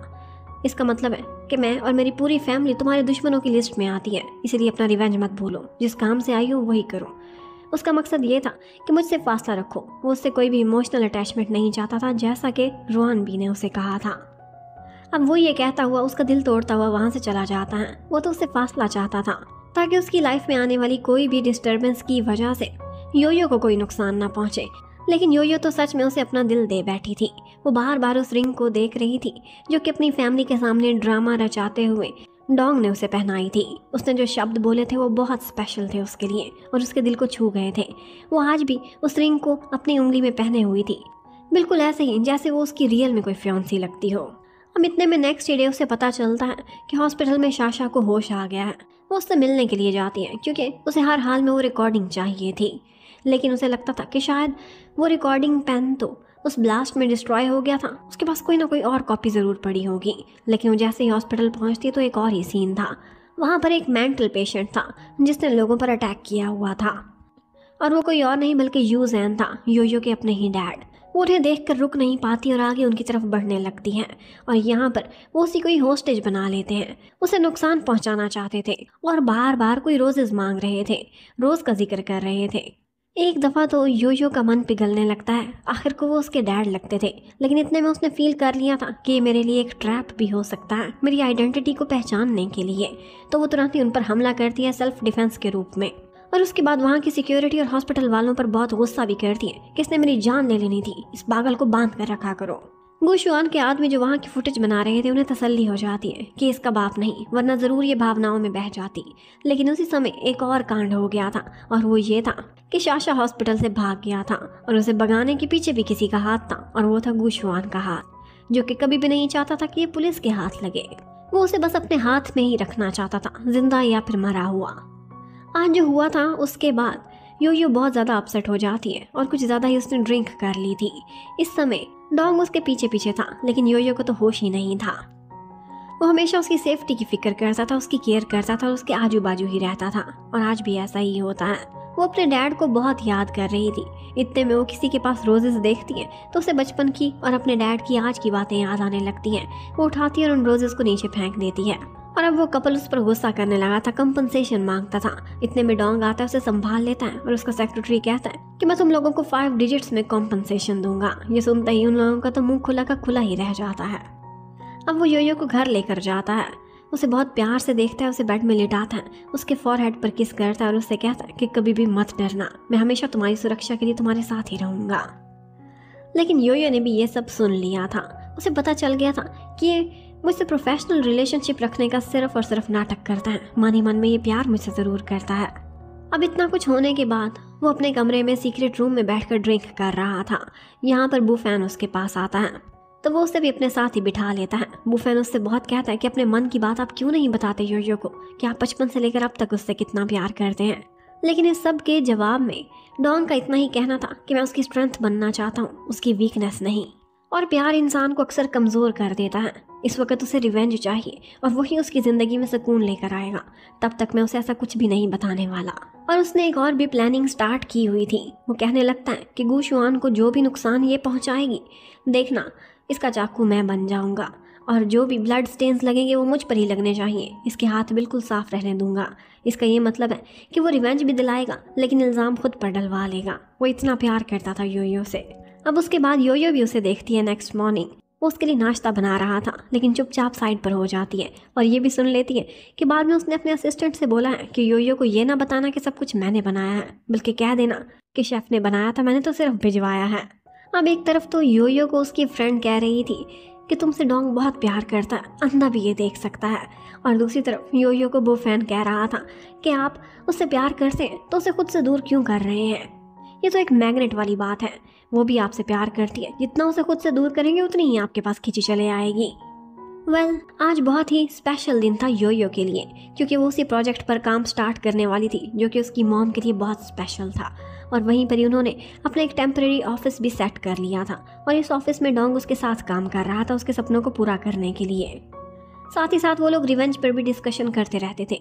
उनके पास एक रिकॉर्डिंग पेन भी पहुंच चुका था, लेकिन उस रिकॉर्डिंग पेन के थ्रू सिर्फ यही पता चलता था कि गुशुआन जब शाशा के डैड से बातें कर रहा था तब वहाँ पर कोई थर्ड पर्सन भी प्रेजेंट था जिसने ये सारा कुछ सुन लिया था, पर उन्हें अभी ये नहीं पता था कि ये कौन है। अब वो लोग अपने काम पर फोकस करना स्टार्ट कर देते हैं और यहाँ पर उन्होंने बहुत सारी पुरानी डॉक्यूमेंट्स को भी दोबारा से खोल कर देखा था। यहाँ पर उन्हें एक प्रूफ मिल रहा था और वो था योयो की मम्मी से रिलेटेड। उन पर डिज़ाइन में गड़बड़ करने का इल्ज़ाम लगा था, लेकिन जो डिज़ाइन रिकॉर्ड्स में पड़ा हुआ था वो तो बिल्कुल परफेक्ट था। अब वो इसी बात को प्रूफ करने के लिए वहाँ पर कुछ और रिकॉर्ड को तलाश कर रहे थे, लेकिन इतने में कोई वहाँ पर आता है, दरवाजे को बाहर से लॉक कर देता है, गैसोलीन फेंकता है और अंदर इस रूम को आग लगा देता है। अब एक दफ़ा एक ऐसा ब्लास्ट हुआ था कि जिसके बाद डोंग दूर जाकर गिरता है। उसकी कंडीशन बहुत ख़राब हो गई थी। ऐसे में योयो उसे जगाती है, उससे कहती है कि तुम इस तरह से मुझे छोड़कर नहीं जा सकते। बहुत रोती है और उसे बताती है कि मैं तुमसे बहुत प्यार करती हूँ। पता नहीं ज़िंदगी हमें और मोहलत दे या ना दे, लेकिन मैं अब इस प्यार के इजहार करने से पीछे नहीं हटने वाली। इतने में डोंग भी उठता है और उससे कहता है कि हाँ, मुझे नहीं पता कि हम जिंदा रह पाएंगे कि नहीं, लेकिन तुम्हें इतना बता दूं कि मैं भी तुमसे उतना ही प्यार करता हूँ जितना तुम मुझसे करती हो। वो उसे किस करता है और फिर उसके बाद कहता है कि चाहे अपनी जान पर खेल कर ही सही, मैं तुम्हें यहाँ से बचा कर ही रहूँगा। और फिर उसके बाद वो वहाँ से निकलने का कोई रास्ता तलाश करने लगता है। इन दी एंड वो वहाँ का दरवाज़ा तोड़ता है और फिर योयो को वहाँ से कैरी करता हुआ बाहर ले आता है। वो उसे जैसे ही बाहर लाया था बस उसकी एनर्जी ख़त्म हो गई थी। वो गिरकर बेहोश हो जाता है और इन दी एंड रेस्क्यू वाले भी वहाँ पहुँच ही गए थे। योयो की कंडीशन ज़्यादा ख़राब थी। वो थोड़े दिनों बेहोश रही थी और उसके बाद जैसे ही होश में आई थी तो उसने अपने सामने डोंग को देखा था। वो उसे देखकर बहुत खुश होती है, कहती है कि मैंने एक नई ज़िंदगी पाई है, मुझे तो लगा था कि मैंने तुम्हें खो दिया है। वो बहुत प्यार से उसे सूप भी पिलाता है और बताता है कि मैं रोज़ तुम्हारे लिए खाना बना कर लाता था, मुझे नहीं पता था कि तुम किस दिन जागोगी। उन दोनों ने जब मौत को अपने इतने करीब से देखा था तो उन्होंने फैसला किया था कि चाहे जितने भी दिन जिंदगी उन्हें इकट्ठे जीने देगी वो इकट्ठे रहेंगे। योयो भी उसका साथ पाकर बहुत खुश थी। अब वो दोनों ऑफिशियली गर्लफ्रेंड बॉयफ्रेंड बन चुके थे, लेकिन इतने में नर्स आती और उन्हें इंटरप्ट कर देती है और विजिटिंग आवर्स ख़त्म होने का कहकर डोंग को वहाँ से बाहर भिजवा देती है। अब इतने में डोंग को पता चलता है कि उसके डैड गुशुआन की तबीयत काफ़ी ख़राब हो गई है। उन्हें हॉस्पिटल लेकर जाया जाता है और डॉक्टर बताता है कि इनको काफ़ी सीरियस इश्यूज़ हैं, इनकी बैकबोन में प्रॉब्लम है और भी एज के साथ साथ कुछ हेल्थ इश्यूज़ वो बता रहा था, जिसके बाद ये लग रहा था कि वो अपने बिजनेस को मेन लीड के तौर पर तो हैंडल कर नहीं पाएंगे। ये सारा कुछ उन्हें किसी के हाथ हैंडल कराना पड़ेगा और ऑफ कोर्स वो उनका बेटा डोंग ही होने वाला है। उधर डोंग और योयो ने इकट्ठे डेट पर जाने का फैसला किया था। डोंग ने कहा था कि एक दूसरे शहर बीच पर चलते हैं और वहाँ पर हम ओवरनाइट स्टे करेंगे। जैसे ही ये बात श्याओपो ने सुनी थी वो तो बहुत ही एक्साइटेड हो गई थी और उसने एक गिफ्ट का पूरा बैग प्रिपेयर किया हुआ था अपनी बेस्टी के लिए। और उस बैग में जो आइटम्स थी वो देख देख कर योयो तो काफ़ी शर्माती है, लेकिन शाओको उससे कहती है कि मुझे अंडर एस्टिमेट ना करना, मेरी 3 दफ़ा शादी और 3 दफ़ा ही डिवोर्स भी हुई है गेम की दुनिया में। अब उन दोनों की फर्स्ट डेट का दिन था। वो दोनों बहुत खुश नज़र आते हैं, इकट्ठे लॉन्ग ड्राइव पर जाते हैं और फिर बीच पर पहुंच जाते हैं। एक्चुअली ये वही विलेज था जहाँ पर पहले डोंग अपनी मॉम के साथ रहा करता था और हर साल योयो वहाँ पर छुट्टियाँ मनाने आती थी। योयो वो जगह देखकर बहुत खुश हो जाती है। वो दोनों बहुत मस्ती करते हैं। योयो को तो अपने बचपन के दिन याद आ रहे थे। वो आज इतने सालों बाद वहाँ पर दोबारा आई थी और वो साथ ही साथ उसे ये भी बताती है कि यहाँ पर मेरा एक बहुत अच्छा फ्रेंड भी बना था, पता नहीं वो अब कहाँ होगा। आई होप कि वो बहुत अच्छे दिन गुजार रहा हो। डोंग को पता चल जाता है कि मेरे बारे में ही मेंशन कर रही है, लेकिन वो उसके सामने बिल्कुल खामोश रहता है। बचपन की तरह वो लोग दोबारा से यहाँ बैठकर इकट्ठे पियानो भी बजाते हैं और उनका समय बहुत अच्छा गुजरता है। अब इन दी एंड उन्होंने बीच साइड पर एक कैंप भी लगाया हुआ था और वहाँ पर डोंग उससे कहता है कि आज रात मीटियोर शावर है, हम दोनों मिलकर देखेंगे। और बस योयो को समझ आ गई थी कि श्याओ का प्रिपेयर किया हुआ बैग उसके किसी काम नहीं आने वाला, क्योंकि उसका बॉयफ्रेंड इतना भी रोमांटिक नहीं है। अब वो दोनों इकट्ठे बैठते हैं और उसके बाद काफ़ी सारी बातें करते हैं। बचपन में भी एक दफ़ा ऐसा हुआ था, उन्होंने यहाँ पर इकट्ठे ही मीटियोर शावर देखा था। तब भी बारिश आ गई थी और आज भी बारिश आ जाती है, लेकिन आज का दिन उनके लिए कुछ लकी था। बारिश जल्दी ही थम गई थी और उन्होंने ये नज़ारा इकट्ठे बैठकर देखा था और बहुत सारी विशेष भी मांगी थी। अब जैसे ही वो दोनों वापस आ गए थे तो हमें पता चलता है कि वहाँ पर स्टोर रूम में आग भी शाशा नहीं लगवाई थी और अब वो दोनों को एक गिफ्ट भी भेजता है और उस गिफ्ट में वही रिकॉर्डिंग थी जिसके थ्रू वो गु शुआन को ब्लैकमेल कर रहा था। अब यहाँ पर सबसे शॉकिंग तो ये था कि उस रिकॉर्डिंग में एक थर्ड पर्सन था और वो कोई और नहीं बल्कि डोंग ही था, बचपन वाला छोटा सा डोंग। उसने उन दोनों की ये सारी प्लानिंग सुन ली थी और उसके बाद उसने अपने डैड के साथ बार्गेनिंग की थी कि इसके बदले मुझे बहुत सारा पैसा चाहिए और अपने मॉम के ट्रीटमेंट के लिए एकदम वर्ल्ड क्लास फैसिलिटीज़ भी। ये देखने के बाद योयो तो एकदम डर जाती है। उसे बहुत गुस्सा आ रहा था कि अगर ये सारा कुछ डोंग पहले ही जानता था और इस रिकॉर्डिंग के पीछे मैं इतनी पागल हो रही थी तो उसने मुझे खुद क्यों नहीं बताया। और बस रोआन भी उसे कहने लगती है कि शायद यही वजह है कि मैंने तुम्हें इससे रिलेशनशिप बनाने को रोका था, क्योंकि चाहे जो भी हो जाए इसकी रगों में भी गु शुआन का खून ही दौड़ता है, ये भी उसी जैसा मीन ही निकलेगा। इसके साथ ही उसे एक और भी खबर मिली थी। कुछ डॉक्यूमेंट्स थे जिनके थ्रू यही प्रूफ होता था कि जैसे इस प्रोजेक्ट में सीमेंट की क्वांटिटी के साथ कुछ गड़बड़ की जा रही है। रोआन भी उसे यही कहती है कि तुम इसके बारे में एक विसल ब्लोअर बनो और अथॉरिटीज को इन्फॉर्म कर दो, इससे तुम्हें बहुत फायदा होने वाला है। जितना भी नुकसान गु शुआन की कंपनी को पहुंचेगा फायदा तो तुम्हें ही होगा, वो तुम्हारा दुश्मन जो है। लेकिन कहीं ना कहीं उसका मन ये सब कुछ करने को कर नहीं रहा था, क्योंकि ऑफ कोर्स इस वक्त उस कंपनी को डोंग चला रहा था और कीचड़ उछलेगा तो डोंग के ऊपर भी तो गिरेगा। उसे पता चलता है कि गु शुआन बीमार है तो वो एक दफ़ा उससे मिलने के लिए हॉस्पिटल जाती है, लेकिन डोंग को देखती है तो तुरंत ही साइड पर हो जाती है। अब उसने चोरी चोरी बाहर से खड़े होकर उन दोनों की बातें सुन ली थी। वो थे तो दोनों फादर और सन, लेकिन उनका रिलेशनशिप बिल्कुल भी प्यार मोहब्बत वाला था ही नहीं। आज भी वो एक दूसरे को ढकी छुपी बहुत सारी बातें लगा रहे थे और डोंग का यही कहना था कि अब आप रिटायर होने वाले हैं इस दुनिया से भी और कंपनी से तो हो ही चुके। तो गु शुआन उससे पूछता है ठीक है फिर मरने से पहले मुझे इतना तो बता दो कि ये ची गग्गा है कौन, मुझे उस पर काफ़ी अरसे से शक है, कोई सबूत नहीं मिल रहा। और वो उसको एप्पल खिलाते खिलाते बताता है कि वो योयो है, यूजैन की बेटी। बस ये सुनते ही योयो तो एकदम शॉक्ड रह जाती है। उसके तो पैर भी उसका साथ नहीं दे रहे थे। वो बोझल दिल से वहाँ से जा रही थी। वो सोचती है कि गु शुआन का बेटा डोंग भी उसी जैसा है, इसने मेरी आइडेंटिटी मेरे दुश्मन के सामने रिवील कर दी है, ये सिर्फ अपने मतलब से है, इसे कंपनी मिल चुकी है। और फिर वो जाती है और वही इन्फॉर्मेशन विसल ब्लोअर के तौर पर अथॉरिटीज़ को एनोनिमसली जमा करा देती है। और फिर जैसे ही उनकी प्रोजेक्ट से रिलेटेड प्रेजेंटेशन चल रही थी तो वहाँ पर अथॉरिटीज़ वाले कुछ आते हैं, लेकिन इन दी एंड पता चलता है कि गु शुआन ने सारा कुछ मैनेज किया हुआ था, ये सब उसकी चाल थी। उनकी सारी क्वालिटीज़ पहले ही चेक हो चुकी थी और किसी भी वैल्यू के साथ कोई भी गड़बड़ नहीं थी। और बस वहाँ से जाते जाते वो आता है और योयो से कहने लगता है कि तुम पहले भी हार गई थी मेरे खिलाफ प्लान करते करते और अब की दफ़ा भी बहुत बुरी तरह से हार गई हो।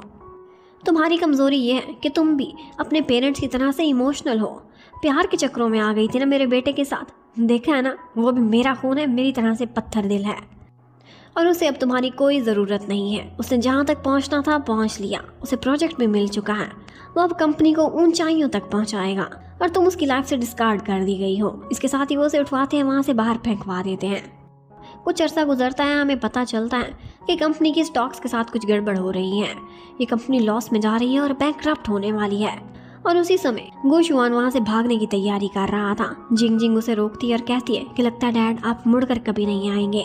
और वो जाते जाते कहता है कि मैंने खुद से और पैसे से सबसे ज्यादा प्यार किया है और अगर इसके बाद किसी को चाहे तो वो सिर्फ तुम हो। वो जाते जाते डायरी पर उसे कुछ कोड लिख कर देकर वो हमेशा के लिए वहाँ से निकल जाता है। वो एक बोट पर पहुंच गया था और वहां से बोट पकड़कर वो इस देश से हमेशा के लिए भाग जाएगा। उसने अपने बहुत सारे एसेट्स अपनी कंपनी से निकालकर एक स्विस अकाउंट में ट्रांसफर कर दिए थे, लेकिन उसे अपनी बोट मिलती नहीं है, बल्कि वहां पर उसे खड़ी हुई योयो नजर आती है। वो उसे देखकर उसे चिल्लाता है और कहता है कि तुम तो पहले ही हमारी लाइफ से निकल चुकी थी। लेकिन इतने में डोंग आता है और योयो को बचा लेता है। और यहाँ पर हमें पता चलता है कि इन दोनों की इकट्ठी एक चाल थी। उसके डैड ने बीमार होने का नाटक किया था और इसी बहाने से कंपनी का सारा बर्डन उन्होंने डोंग पर डाल दिया था और खुद अंदर से सारे एसेट्स शेयर होल्डर्स वाले भी इकट्ठे करके बाहर भिजवाने स्टार्ट कर दिए थे। वो इतनी डीप गेम खेल रहे थे कि जब तक ये सारा कुछ डोंग को पता चलता तब तक उन्होंने बहुत सारा पैसा उठाकर वहां से बाहर भिजवा दिया था। और लॉस बर्दाश्त करने के लिए कौन वहां पर था? डोंग, एक बलि के बकरे के तौर पर योयो का और डोंग का रिश्ता बहुत ही अनोखा था। जब वो उसको मीटियोर शावर दिखा रहा था तो उसी दिन उसने उसे सच सच बता दिया था कि मेरे डैड क्या चाल चल रहे हैं। मुझे सबका पहले ही पता चल गया है। और हाँ, ये भी बता दूं कि रिकॉर्डिंग में थर्ड पर्सन मैं था।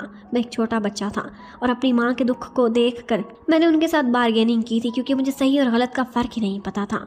लेकिन मेरी इंटेंशंस कभी भी गलत नहीं थी। मैं उनके जैसा नहीं हूँ, मैं अपनी माँ के जैसा हूँ। और गुशुआन जिसे लग रहा था कि मैं चाल चल रहा हूँ, नहीं, वो सिर्फ एक मोहरा था और असल खिलाड़ी तो कोई और ही थे। इतने में वो गिरता है, उसकी कंडीशन बहुत ख़राब हो जाती है। उसे अपनी लाइफ सेविंग ड्रग चाहिए थी। योयो चाहती तो उससे ये छीन देती, वो तड़प तड़प कर मर जाता। लेकिन योयो कहती है कि मुझ में और तुम में यही फ़र्क है। वो उसके हाथ में वो मेडिसिन पकड़ा देती है, लेकिन फिर भी उसकी हिम्मत नहीं थी कि वो खा पाता। इन दी एंड वो एम्बुलेंस को बुलाते हैं और एंड टाइम पर उसकी जान तो बच जाती है, लेकिन अब वो अपनी सारी ज़िंदगी हॉस्पिटल के बेड पर ही गुजारेगा। योयो बहुत खुश थी, आज उसका बदला पूरा हुआ था। वो कहती है कि आज मुझे बहुत सेटिस्फाइंग फील हो रहा है। डोंग कहता है कि मैं भी तुम्हें खुश देखकर बहुत खुश हूँ। लेकिन इतने में अथॉरिटीज़ आती हैं और डोंग को भी हथकड़ी लगाकर अपने साथ लेकर चली जाती हैं। योयो तो ये सारा कुछ देखकर हैरान थी और फिर इन दी एंड उसे पता चलता है कि अपने डैड को यहाँ तक पहुँचाने के लिए डोंग ने खुद की बलि दी है, क्योंकि उसके डैड जो गलत काम कर रहे थे उनके खिलाफ सबूत चाहिए थे, तो उसने खुद जानबूझकर उन पेपर्स पर साइन किए थे और फिर पुलिस तक भी पहुंचाए थे ताकि उसके डैड के खिलाफ सबूत मिल सके। लेकिन इस सब के बीच वो खुद भी रगड़ा जा चुका था, पर उसे कोई भी फिक्र नहीं थी, क्योंकि वो योयो को इंसाफ दिलाना चाहता था, चाहे इस सब में उसे खुद ही कुर्बानी देनी पड़े। वो मुस्कुराता हुआ जेल की सलाखों के पीछे जा रहा था और योयो बस उसे देखती ही रह जाती है। अब उसके बाद उस बेचारी के दिन रात सब बहुत सैड गुजरते थे। रुआन भी उसे हिम्मत दिलाने की कोशिश करती थी, अपने साथ चलने को कहती थी, लेकिन फिर भी उसका मन कहीं ना कहीं डोंग में ही अटका हुआ था। वो उसे बुला ही नहीं पाती थी। अब इस सब के बाद वो एक दफ़ा अपने डैड को देखने के लिए जाती है, जो कि मेंटल असाइलम में थे। यहाँ पर वो उससे मिलते हैं और उसे कुछ रोजेज़ की बात कर रहे थे और कहते हैं कि मैंने कुछ प्लांट्स के सीड्स रखे हुए हैं एक लॉकर में छुपाकर, और उस लॉकर का वो पासकोड भी उसे बता देते हैं। योयो जैसे ही वहाँ पहुँचती है, उस लॉकर को खोलती है तो पता चलता है कि सिर्फ सीड्स ही नहीं है, यहाँ पर कुछ और भी चीज़ें हैं। उसके डैड के कुछ राज थे और वहाँ उसे मालूम पड़ता है कि एक लेडी थी जो कि उसके मॉम और डैड के बीच में थर्ड व्हील बनी हुई थी और उसका नाम रोज था। ये उसका निक नेम था, असल नाम पता नहीं क्या था, लेकिन उसने उसके मॉम और डैड को अलग करने की काफ़ी कोशिश की थी। उसके डैड रेजिस्ट करते रहे थे और इन दी एंड उसने उसकी माँ को ख़त्म कर दिया था बदले के तौर पर। और वही वो पर्सन था जिसे मोहरे के तौर पर गुशुआन ने इस्तेमाल किया था। यानी कि गुशुआन तो ख़त्म हुआ, एक और दुश्मन भी मौजूद है, लेकिन उसकी सिर्फ एक ही निशानी थी और वो ये थी कि उसने अपने एंकल के पास रोज़ वाला टैटू बनाया हुआ है, जिसकी फ़ोटो उसने उसके डैड को दिखाई थी। अब वो फिर से बहुत टूट गई थी। उसे लगा था कि उसका बदला ख़त्म हुआ, लेकिन रिवेंज का सिलसिला और शुरू हो गया था। अब वो टूटे दिल के साथ डोंग के घर पर जाती है। हमेशा दुख और सुख में वही उसका साथी होता था। बस उसे याद करते हुए उसके घर की चीज़ों को देख रही थी कि इतने में उसे कुछ अजीब सा लगता है। एक पेंटिंग के पीछे कहीं और जाने का रास्ता था। वो उसके वही लैपटॉप वाला कोड मिलाती है तो वो दरवाज़ा खुल जाता है। अंदर जाकर उसे पता चलता है कि वो तो डोंग की असली लाइफ से कितनी बेखबर थी। डोंग की ज़िंदगी अगर किसी के गिर्द घूमती थी तो वो वही थी, योयो, बचपन से लेकर आज तक। उसे वहाँ पर पड़ा हुआ अपना बैग भी दिखाई देता, अपना म्यूज़िकल बॉक्स भी, पियानो बजाने वाली सारी यादें भी। तो उसे ये समझने में दिक्कत नहीं होती कि उसके बचपन का फ्रेंड कोई और नहीं बल्कि यही डोंग था। बहुत से जिंदगी में ऐसे मौका आए थे कि जब वो डाउन फील करती थी, उसे प्रोटेक्शन की ज़रूरत थी, तो वो चोरी छुपे उसकी हेल्प किया करता था, एक साई की तरह उसे प्रोटेक्ट करता था, लेकिन महसूस भी नहीं होने देता था। इतने में बुफैन भी वहाँ पर आ जाता है और उससे कहता है कि इसने तो मुझे कब का पहचान लिया था, लेकिन मैं पागल इसे आज तक पहचान ही नहीं पाई जब तक ये सारा कुछ नहीं देखा। और उसे पता चल जाता है कि लाइफ में सच्चा प्यार किसे कहते हैं। उसने अपनी ज़िंदगी की परवाह नहीं की, खुद जेल में चला गया सिर्फ और सिर्फ उसे सेटिस्फैक्शन और रिवेंज दिलाने के लिए। आज उसे विश्वास हो जाता है कि डोंग ने बिल्कुल सच बोला था। वो अपने डैड जैसा नहीं बल्कि अपनी मॉम जैसा था, जो कि उसी की तरह से प्योर हार्टेड थी। वो बहुत रोती है और फिर उसके बाद डोंग से मिलने के लिए जाती है। डोंग नहीं चाहता था कि वो टूटे, वो चाहता था कि ये लाइफ अपनी शांति से गुजारे। वो उसकी बात भी नहीं सुनना चाहता था, पर वो किसी न किसी तरह से डिस्ट्रैक्ट करके उसे रोक लेती है और फिर उसके बाद उससे कहती है कि आज तक तुमने मेरी सुरक्षा की है, मेरे पर भरोसा करके देखो, अब मैं तुम्हारी सुरक्षा करूंगी, मैं तुम्हें यहाँ से निकालूंगी। और फिर उसके बाद वो अपनी एक टीम बना लेती है। वो तीनों लोग मिलकर बहुत सारा काम करते हैं और कुछ ऐसे सबूत तलाश करने की कोशिश करते हैं कि जिसके थ्रू वो डोंग की सज़ा को मिनिमम से मिनिमम करा सकें। शेयर होल्डर्स के बहुत सारे एसेट्स थे जो कि उसके डैड ने उठाकर स्विस अकाउंट में फेंक दिए थे। अगर वो किसी तरह से वापस आ जाए, डोंग की सज़ा कम हो सकती थी। उन्हें समझ आ जाती है कि इसका रास्ता कोई और नहीं बल्कि शाशा तक ही जाता है। अब वो शाशा को तलाश करने की कोशिश करते हैं, जो कि चूहे की तरह से एक बिल में छुप कर बैठा हुआ था, और इन दी एंड वो उस तक पहुंच ही जाते हैं। पर वो उन्हें डॉज देता है और वहाँ से भागने में कामयाब हो जाता है। अब उसके बाद उसे सेफ जगह और कोई भी नहीं नजर आती सिवाय इसके कि वो जिंग जिंग के पास जाए। उसके पास जाता है और उससे कहता है कि मैं तुम्हारा गुनाहगार हूँ, चाहो तो अभी पुलिस को बुला लो। और फिर उसे सारी कहानी सुनाने लगता है। कहता है कि मैं स्टार्ट से ही तुमसे प्यार करता था, पर तुम इतनी सुंदर थी, एकदम क्रिस्टल क्लियर, कि मैं तुम्हारे स्टेटस को भी नहीं पहुंच सकता था, ना ही तुम्हारी सुंदरता को, इसलिए मैंने तुम्हें दागदार कर दिया। तुम्हारी टांगें ज़ाया हुई और उसके बाद कोई नहीं था जो तुम्हें चाहता, और उस मौका पर मैंने एंट्री की, तुम्हारा दिल जीत लिया, तुम्हें चाहा, तुम्हें अपना बना लिया। मैं हमेशा से तुमसे प्यार करता था और आज भी करता हूँ। वो भी उसे कहती है कि ठीक है, मुझे भी तुम्हारे साथ ही रहना पसंद है, आओ हम दोनों कहीं दूर अपनी दुनिया बसाते हैं। और इसके साथ ही वो उसे फंसाता है अपनी बातों के जाल में और उससे पूछने लगता है कि तुम्हारे डैड ने एक स्विस अकाउंट खोला है, क्या तुम्हें उसका पासवर्ड पता है? वो बोलती है कि डैड मेरी ही बर्थडे का पासवर्ड लगाया करते थे, और फिर यही रिकॉर्डिंग जो उसने अपने फ़ोन पर चालू की हुई थी वो किसी को सेंड कर देता है। और वो लेडी कोई और नहीं बल्कि वही मिस रोज थी, जो ये सुनते ही कहने लगती है कि अब पासवर्ड तो हमारे पास पहुंच चुका है, तो शाशा को रास्ते से हटा दो, इसकी हमें कोई ज़रूरत नहीं है। जबकि जिंग जिंग वो भी इतनी पागल नहीं थी, शाशा को बेवकूफ़ बनाया था और ये सारी इन्फॉर्मेशन उसने योयो को दे दी थी। उससे कहती है कि उसने सारी ज़िंदगी मुझसे झूठ बोला, तो आज एक झूठ मैंने भी उससे बोल दिया। पासवर्ड वो नहीं था जो मैंने शाशा को बताया था, पासवर्ड तो कुछ और था और वो मेरे पास सेफ है। इतने में उसे पता चलता है कि शाशा का किसी ने एक्सीडेंट कर दिया है और बस वो मरने ही वाला है। वो उसे हॉस्पिटल देखने के लिए जाती है और शाशा मरते मरते उसका हाथ पकड़ता है और उससे कहता है कि काश मैं तुम्हारी ज़िंदगी में आया ही ना होता। और बस शाशा का किस्सा ख़त्म हो गया था। अब उसके बाद वो योयो के पास जाती है और उससे कहती है कि जो पासवर्ड मेरे पास है वो मैं तुम्हें देना चाहती हूँ, जाओ और इसके थ्रू मेरे भाई डोंग को बचा लो। अब ये मिलने के बाद वो स्विट्ज़रलैंड जाती है और वहाँ से सारे एसेट्स को वापस अपनी कंट्री में लेकर आती है। लेकिन उसे पता चलता है कि उससे पहले वहाँ पर एक मिस रोज़ भी आई थी, एक ऐसी लेडी जिसके एंकल पर रोज़ का टैटू बना हुआ था, और उसने भी इसी अकाउंट को खुलवाने की कोशिश की थी पर पासवर्ड गलत था। और फिर हमें दिखाई देते हैं कि वो मिस रोज़ है कौन, जिसकी योयो को तलाश है। वो कोई और नहीं बल्कि रोनबी ही थी। और फिर फाइनली वो दिन आ जाता है कि जब डोंग जेल से बाहर आ गया था। वो जैसे ही छूटता है तो अपने घर पहुंचता है और अपने सीक्रेट रूम में जाता है, जहां पर बैठी हुई पियानो बजाती हुई योयो उसका वेट कर रही थी। वो उससे कहती है कि ये तुम्हारा सीक्रेट रूम नहीं बल्कि मेरा भी बन चुका है। उसने वहाँ पर उसके बचपन की बहुत सारी फ़ोटोज़ लगाई हुई थी और उससे कहती है कि तुमने मुझे बताया क्यों नहीं कि हम दोनों बचपन के साथ ही हैं और तुम मुझसे कितना प्यार करते हो, हमेशा सीक्रेटली मेरी सुरक्षा करते हो, और अब से ये काम सिर्फ तुम नहीं करोगे, मैं भी करूँगी। और बस इसी के साथ ही उनकी लव स्टोरी फिर से स्टार्ट हो जाती है। वो दोनों इकट्ठे काफ़ी खुश नज़र आते हैं और एक दूसरे से वादा भी करते हैं कि हमेशा एक दूसरे के साथ सिंसियर रहेंगे। अब वो दोनों इकट्ठे अपना क्वालिटी टाइम स्पेंड करते हैं और फिर नेक्स्ट मॉर्निंग डोंग देखता है तो योयो उसके लिए नाश्ता बना रही थी। वो उसे डॉज करना चाहता था पर योयो उससे एक कदम आगे ही रहती थी। अब इसके बाद थोड़ी काम की बात स्टार्ट होती है। वो उसे बताती है मिस रोज के कैरेक्टर के बारे में और ये भी कहती है कि मैंने इस टाइम पर 2 लोगों को इस काम पर लगाया हुआ है, वूफेन को और श्याओ को, कि वो तलाश करें कि इस तरह के रोज का टैटू कौन बनाता है। अब इस काम पर तो वो दोनों लगे हुए थे और उन दोनों ने, हमारे मेन कैरेक्टर्स ने, अपने असली काम पर फोकस रखा हुआ था। वो लोग अपनी बिल्डिंग को इस तरह से बना रहे थे कि जिससे उसकी माँ का सपना भी पूरा होगा और उसे शहर का एकदम मास्टरपीस बना दिया जाएगा। वो दोनों दिन रात मेहनत करते हैं और फिर इस पॉइंट तक पहुंचते हैं कि उन्हें इस प्रोजेक्ट के लिए अप्रूवल मिल जाती है। और वैसे भी डोंग का कैरेक्टर अब एकदम क्रिस्टल क्लियर हो चुका था, सारा इल्जाम सिर्फ और सिर्फ उसके डैड पर था। तो इस समय इस प्रोजेक्ट में बहुत सारे इन्वेस्टर्स भी अपना हाथ डाल चुके थे। उनकी लाइफ एकदम सेट जा रही थी कि इतने में उन्हें पता चल जाता है कि वो टैटू आर्टिस्ट मिल चुका है। वो उसे बहुत सारा पैसा देते हैं और वो अपना मुंह खोल ही देता है। कहता है कि वो एक लेडी थी जो कि इतने सालों पहले मेरे पास आई थी और उसने मुझे बताया था कि वो शांग यू कंपनी में काम करने वाले यू जैन की गर्लफ्रेंड है। बस उसे कंफर्म हो ही चुका था। वो सोचती है कि क्यों ना रुआन बी से जाकर इस बारे में बात की जाए, क्योंकि वो उसकी मॉम और डैड दोनों की फ्रेंड रही थी। वो जो पहले उन दोनों के बीच अलहदगी कराना चाहती थी, अब उन दोनों को इकट्ठे देखकर कहती है कि मैं तुम दोनों के लिए बहुत खुश हूँ।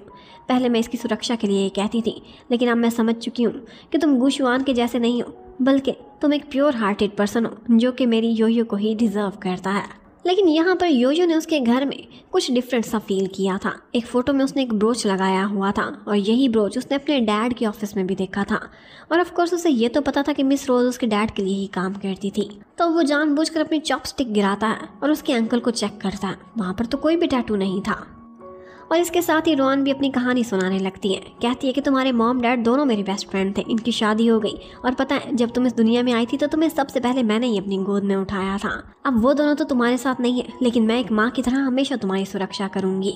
अब वो मिस रोज की कोई भी बात करती है उससे पहले ही डोंग उसे इशारा कर देता है और फिर वापस ले जाकर कहता है कि मुझे शक है रोहन भी ही मिस रोज है, लेकिन हमें कंफर्म करना होगा। और वाकई ऐसा ही था। उसने हमेशा से अपने एंकल पर कोई ना कोई कवरेज लगाई हुई होती थी और असल में वो उसकी माँ से बहुत नफरत करती थी। उसने योयो के डैड को अपने जाल में फंसा लिया था और वो प्रेग्नेंट भी हो गई थी, लेकिन उसके डैड ने उसे या उसके बच्चे को स्वीकार करने से इनकार कर दिया था। और इन दी एंड उसके बच्चे ने इस दुनिया में जन्म लेने से पहले ही अपनी जान की बाजी हार दी थी। इस सब की जिम्मेवार वो इसी फैमिली को करार देती थी। उसकी माँ को तो उसने अपने हाथों से मारा था और उसके बाद उसके डैड को मेंटल असाइलम में पहुंचा दिया था और अब आखिरी निशाना उसका योयो बनने वाली थी। और जब वो योयो को ख़त्म करेगी तभी तो उसका बदला पूरा होगा। लेकिन योयो उसके लिए मोहरा थी, उसे ख़त्म करने का एक सही समय था और वो अब आ चुका था जब गुशवान रास्ते से ख़त्म हुआ था, क्योंकि गुशवान भी उसके बड़े दुश्मनों में से एक था। उसने एक टाइम पर उसके लिए काम किया था, लेकिन गुशवान ने अपनी फितरत के अकॉर्डिंग रुआनबी को भी धोखा दिया था। अब वो दोनों बहुत कोशिश करते, हाथ पैर मारते, लेकिन उन्हें रुआनबी के खिलाफ कोई भी सबूत मिल ही नहीं रहा था। लेकिन इतने में एक सबूत था जो कि योयो ने तलाश कर लिया था।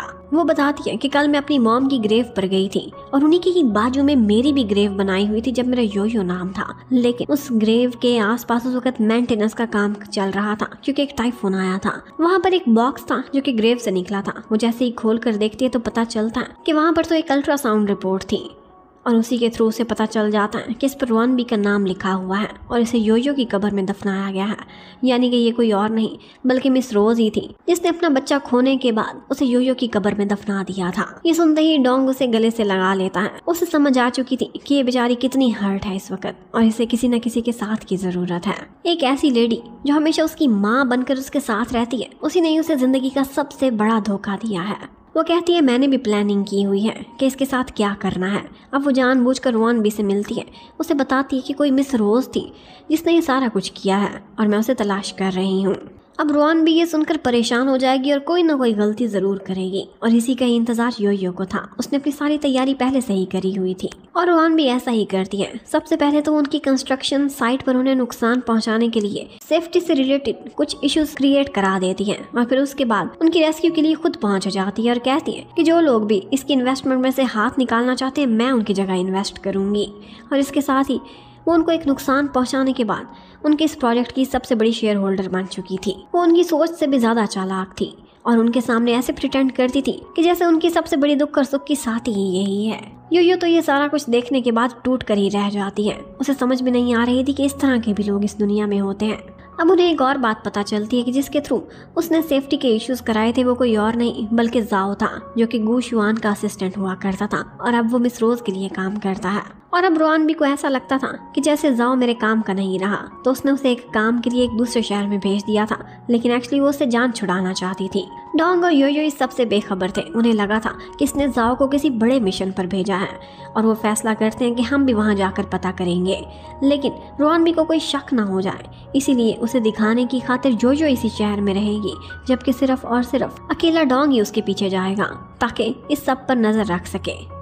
अब डोंग वहाँ पर जाता है और जाओ को देख लेता है, एक बोट पर उसे पकड़ भी लेता है, लेकिन इतने में बेचारी योयो का उधर बहुत दिल घबराने लगता है। उसके साथ एक अपशगुन भी हो गया था और हमें मालूम पड़ता है कि जाओ के साथ साथ उसने डोंग को भी उसी बोट पर डिस्पोज ऑफ कर दिया था, एक ब्लास्ट करके। एक तीर से 2 शिकार हो चुके थे और उसके बाद वो तसल्ली से वहाँ से चल पड़ती है और कॉल करती है योयो को कि आओ मैं तुमसे मिलना चाहती हूँ, इकट्ठे खाना खाते हैं। अब वो उसके पास जाती है, वो उसे इंपोर्ट किए हुए ओएस्टर्स की एक डिश खिलाती है और जैसे ही वो खा लेती है तो उसके बाद उसे बताती है कि इसके अंदर कुछ मिला हुआ था, एक स्पेशल इंग्रेडिएंट था तुम्हारे लिए। वो कोई जहर नहीं थी बल्कि एक ऐसी चीज थी जो कि उस ओएस्टर के अंदर थी और फिर डाइजेशन होते ही जैसे उसकी अपर लेयर खुलेगी तो वो उसके इंटेस्टाइन्स को जकड़ लेगी, इतना जख्मी करेगी कि ये तड़प तड़प कर मर जाएगी। एंशियंट टाइम्स में लोग वुल्फ का इस तरह से शिकार करते थे और इस समय वो कहती है कि अब लुका छुपी का खेल खेलना मुझे पसंद नहीं है, और हाँ इतना भी बता दूं कि अब तुम्हें कोई बचाने भी नहीं आएगा क्योंकि तुम्हारे डोंग को मैंने अपने हाथों से ख़त्म कर दिया है। उसने उसकी ड्रिंक में भी कुछ मिला दिया था जिसकी वजह से वो एकदम बेहोश सी होने लगती है और फिर वो उसे अपने साथ एक स्टोर रूम में लेकर जाती है और कहती है कि मरने से पहले पूरी कहानी भी सुन लो। तुम्हारे डैड, उन्हें सिर्फ मैं लाइक करती थी, वो तो सिर्फ तुम्हारी मॉम से प्यार करते थे, लेकिन तुम्हारी मॉम काम में इतनी बिजी रहती थी कि उन्हें टाइम ही नहीं दे पाती थी। और ऐसे ही एक मौके का मैंने फ़ायदा उठाया था जब तुम्हारे डैड ने कुछ ज़्यादा ही ड्रिंक कर लिया था। उसके बाद मैं माँ बनने वाली हो गई, लेकिन तुम्हारे डैड ने मुझे अबंडन करने की कोशिश की। वो सिर्फ तुम्हें ही अपनी बेटी मानते थे और मैंने भी मन में सोच लिया था कि मैं भी अपनी बेटी का नाम योयो ही रखूँगी, और अगर आज वो जिंदा होती तो 15 साल की होती। तुमने उसे निगल लिया, तुम एक डायन हो। बाकी सबसे तुम्हें बदला ले चुकी हूँ और अब तुमसे बदला लेना बाकी है। और हाँ, तुम्हें मैंने अब तक जिंदा इसलिए रखा था क्योंकि तुमने गुशवान से भी तो बदला लेना था ना। गुशवान ने मुझसे काम ले लिया था और उसके बाद मुझे अपनी कंपनी में 30% शेयर्स देने की बजाय थोड़े से पैसे देकर टरखा दिया था। उसका बदला भी बराबर हुआ और अब तुम्हारी बारी है। वो उसे वहाँ पर तड़पता छोड़कर वहाँ से चली जाती है। योयो को लगा था कि जैसे मेरी जिंदगी खत्म ही होने वाली है, लेकिन उसी समय दरवाजा खुलता है और डोंग उसके सामने भागता हुआ उसे बचाने के लिए आ रहा था। अब उसे टाइम पर हॉस्पिटल लेकर जाता है। उसका ऑपरेशन होता है और उसी पार्टिकल को उसकी बॉडी से रिमूव कर दिया गया था। इन दी एंड वो सेफ थी। जब उसे होश आता है तो उसे बहुत खुशी होती है कि उसने डोंग को जिंदा देखा है, वरना उसे लगा था कि ये तो मर ही चुका है। डोंग कहता है कि मैंने पहले ही उस बोट में बम देख लिया था और ब्लास्ट होने से पहले ही मैं और जाओ दोनों पानी में छलांग लगा चुके थे। हम जिंदा बच गए हैं। जाओ तो पुलिस के पास है और उसने अपने सारे क्राइम्स को भी कन्फेस कर लिया है। उसने रोहानबी का भी नाम लिया है और वो भी पकड़ी जाएगी बहुत जल्द। इस टाइम पर तो रोहानबी वहाँ से भाग चुकी थी, जबकि डोंग और योयो दोनों अपनी लाइफ का बेस्ट समय गुजार रहे थे, एक दूसरे की केयर करते थे, बहुत खुश नजर आते थे। एक दफ़ा डोंग उसे अपनी मॉम की कब्र पर भी लेकर जाता है और उसे मिलवाता है, ये कहकर अपनी मॉम से कि ये आपकी बहू है। अब उसकी मॉम का तो आशीर्वाद ले ही लिया था। अब उसके बाद बारी थी योयो के डैड की। वो अपनी शादी से पहले उनसे भी मिलना चाहते थे, लेकिन वो जैसे ही वहाँ पहुँचते हैं तो पता चलता है कि उसके डैड एक दफ़ा वॉशरूम के लिए गए थे, लेकिन अभी के अभी मिसिंग हो गए हैं। अब वो दोनों भागते दौड़ते हैं, इधर उधर हर जगह उन्हें तलाश करने की कोशिश करते हैं, लेकिन उनका कुछ पता नहीं था। इन दी एंड मालूम पड़ता है कि रोहानबी ने उन्हें उसी अंडर कंस्ट्रक्शन बिल्डिंग में ही बुलाया हुआ है जहाँ पर उसने बहुत सालों पहले उसकी माँ की हत्या की थी। यहाँ पर उसने दोबारा से उसे बुलाया था और वो उसे कहती है कि पहले तुम्हारी माँ को मारा था, अब उसी तरीके से तुम्हारे डैड को भी मारूंगी। योयो बहुत चिल्लाती है और उसके साथ फाइट करने लगती है अपने डैड को बचाने के लिए, और इसी हाथापाई के बीच रोहानबी उस बिल्डिंग से गिरने वाली थी, लेकिन योयो उसे पकड़ लेती है, उसे गिरने नहीं दे रही थी। रोहानबी बहुत कहती है कि मुझे जाने दो, तुम्हारी माँ ने भी इसी तरह से मुझसे विनती की थी, मैं चाहती तो उसे बचा सकती थी पर मैंने बचाया नहीं था। योयो को ये सारा कुछ सुनने के बाद गुस्सा तो बहुत आता है, पर वो खुद को काबू में रखती है और कहती है कि मैं तुम्हारे जैसी नहीं बनूंगी, मैं तुम्हें बचाऊंगी। अब वो चाहती थी कि वो नीचे गिरे, लेकिन योयो उसे ऊपर खींच रही थी। उससे अकेले मैनेज नहीं हो पाता तो डोंग आता उसका साथ देता है और इन दिन उन्होंने वहाँ से रोहानबी को गिरकर मरने से बचा लिया था और फिर बाद में उसके डैड को भी जाकर बचा लेते हैं। योयो चाहती तो उसे मार भी सकती थी, इस तरह से उसकी आत्मा को शांति मिलती, पर फिर भी उसने ऐसा नहीं किया था, क्योंकि उसने फैसला किया था कि वो अपनी लाइफ शांति से गुजारना चाहती है। वो किसी को भी ख़त्म नहीं करेगी, बल्कि कानून के हवाले करेगी।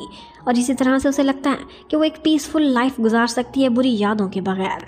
अब रोन भी जब देखती है कि इसने इतना कुछ होने के बाद भी मेरी जान बचाई है, तो बस जाते जाते उसे मुस्कुराते हुए देख रही थी। आंखों में आंसू भी थे, क्योंकि ये वही बच्ची थी जिससे उसने गोद में पाला था।